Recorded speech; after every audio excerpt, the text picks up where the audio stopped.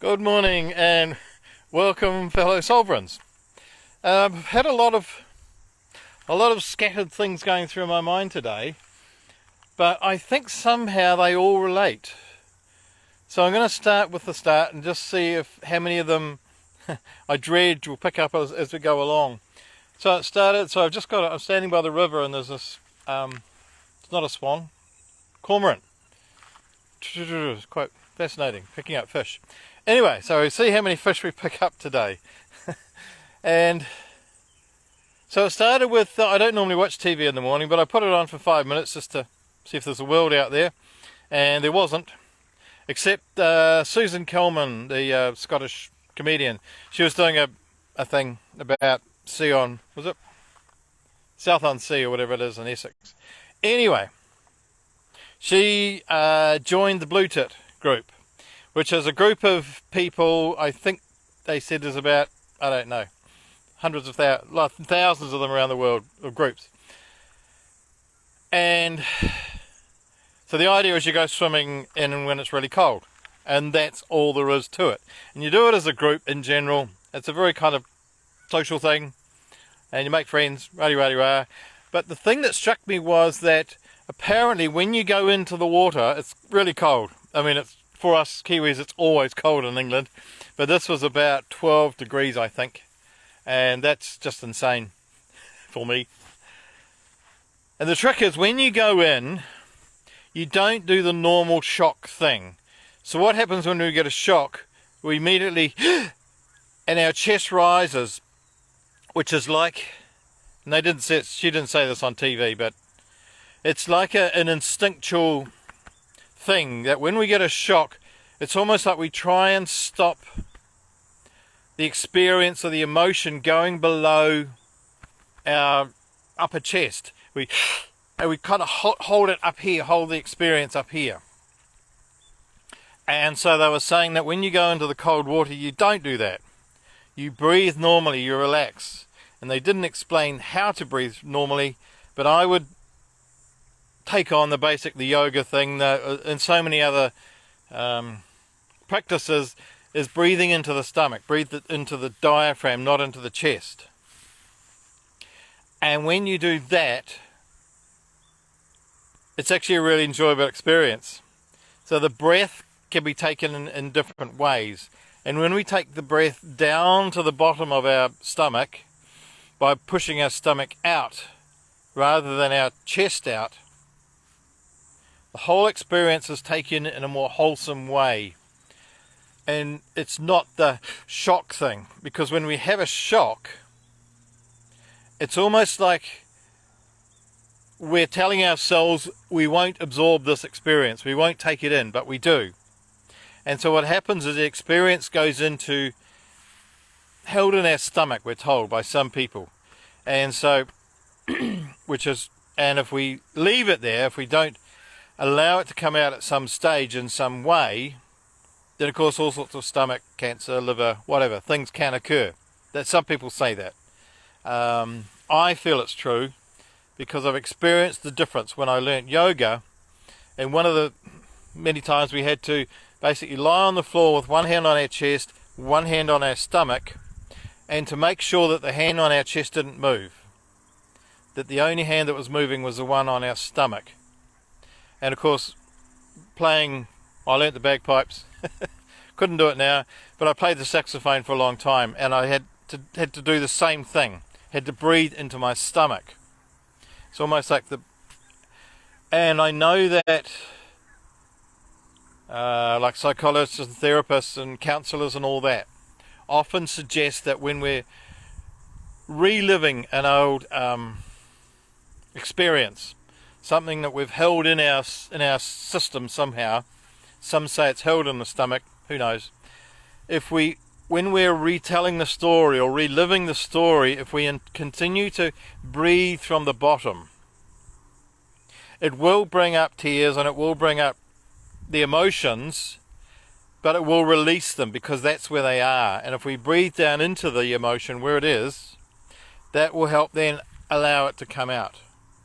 Whereas if we continue short breathing, that negative experience stays down further in the body. And so it just seemed to be, and what they were saying with the blue tit group, it's a lovely name, isn't it? The blue tits, because that's what you get when you go into cold water. And what they're saying is, when we put ourselves into stress like that, cold water, and we do it in a healthy way, everything else disappears. All our grumpiness and worries about the world out there, when we go into this, and what's his another name? There's another guy who does it from Norway, I think he is, Wim Hof. He's got a big thing about going into cold water. And so when we go into a stressful situation purposely, i.e. this cold water, and we do it in a healthy way, we go into presence, we go into the now moment. Everything else goes away. Everything else is lost. And we breathe deeply into it, and keep breathing deeply into it when we are in the cold water, or whatever it is we choose to stress ourselves with. And I don't know, I just feel like we've forgotten to stop and take a breath.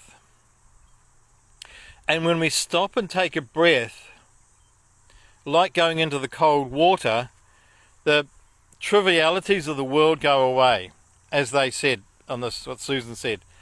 And she was feeling grumpy when she went in, and she just stopped feeling grumpy. Even after she came out, she just felt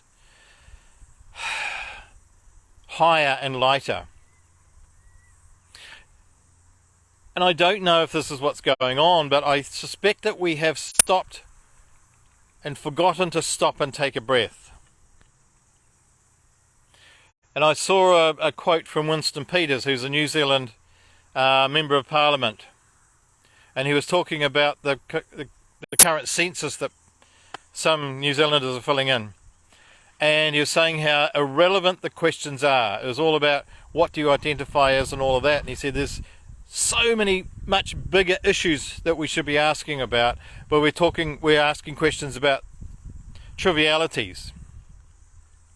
And I think when we stop taking a breath, when we stay in tension, when we stay in stress all the time, we lose perspective. We lose the real truth of who we are and what we're here for.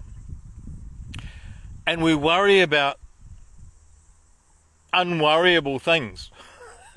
It's a stupid word, but the things that we really shouldn't be worrying about. I'm just going to change this around because it is quite a nice view here. It's going to work by the river.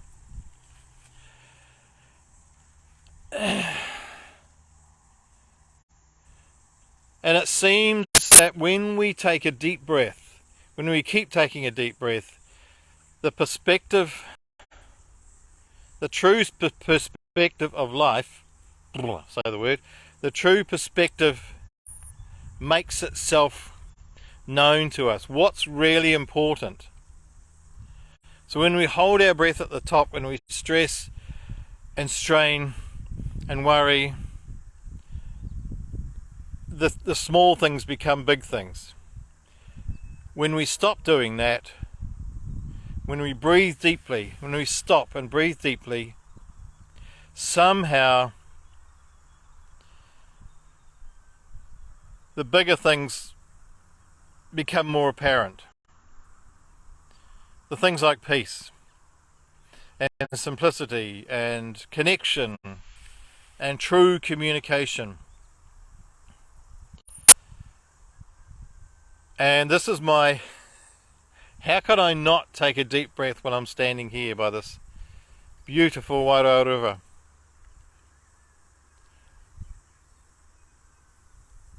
So it's just my suggestion to myself today, and you're welcome to take it on, to start breathing or continue breathing into the bottom of your soul, into the bottom of your body, and let the breath from the bottom release what's in the bottom. of your soul, of your body. And the train just went by and tooted in agreement, so all is well and all is true. And so I wish you the breath of life, and I bless you and all who sail in her.